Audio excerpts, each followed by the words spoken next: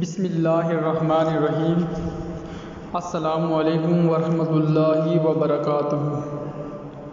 ناظرین، آج کا ہمارا سوال ہے کہ حضرت علی رضی اللہ تعالی عنہ کا چوتھا نکاح کس سے ہوا، اور حضرت علی رضی اللہ تعالی عنہ کی چوتھی بیوی سے کتنی اولاد تھی اور ان کے نام کیا تھے؟ تو ناظرین، حضرت سیدنا علی المرتضیٰ رضی اللہ تعالی عنہ نے چوتھا نکاح حضرت اسماء رضی اللہ تعالی عنہ بنت امیس سے کیا، جن سے حضرت محمد اصغر اور حضرت یحییٰ رضی اللہ تعالی عنہ تولد ہوئے، اور روایات کے مطابق ان دونوں صاحبزادوں نے بھی میدان کربلا میں جام شہادت نوش فرمایا۔